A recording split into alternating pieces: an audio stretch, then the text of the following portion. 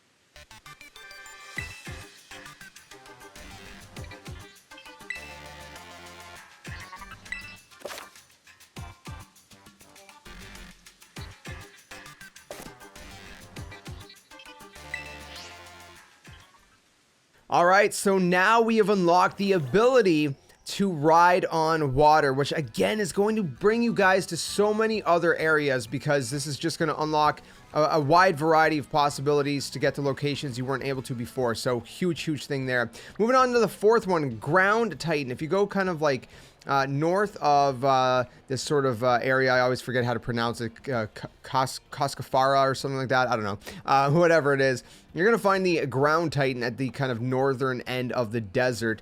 Once you kind of make your way here, you're gonna see it rolling around in the distance there. That's kind of why we're starting all the way back here, because again, it's moving very quickly in these kind of, you know, circular motions, just rolling all over the place.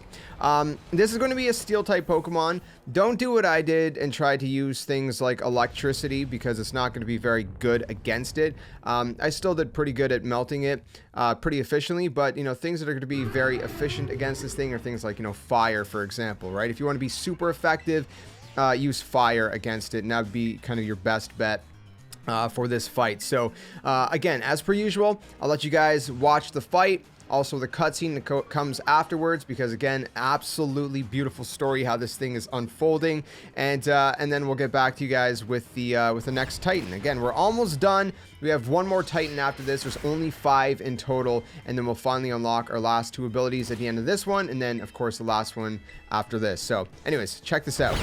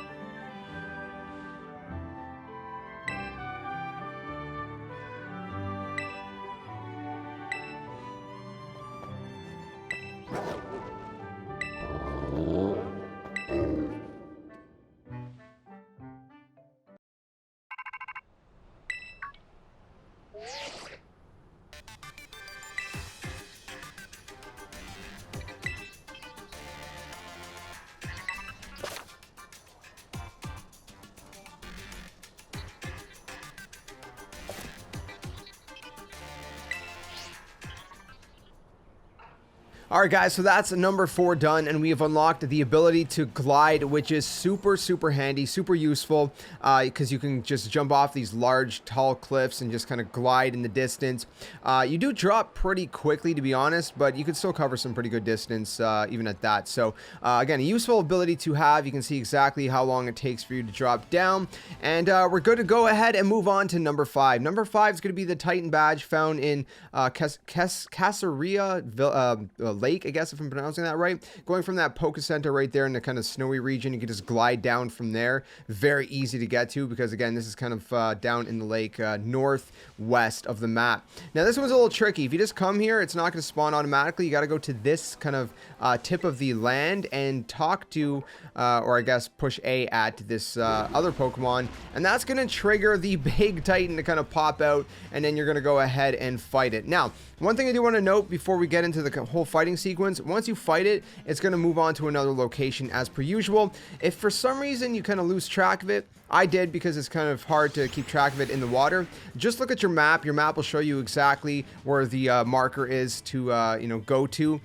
In order to, re-encounter it for the second wave of the fight, which is going to be, of course, as per usual with Arven. But there's a little bit of a twist. There's going to be, well, I'll let you guys see for yourselves. There's going to be a little bit of a twist to that one. So, anyways, check the rest of this out. We're going to go ahead and fight it once again with Arven, and then we're going to see the cutscene and all that, and we'll get our final ability, and you guys can see what that finally is.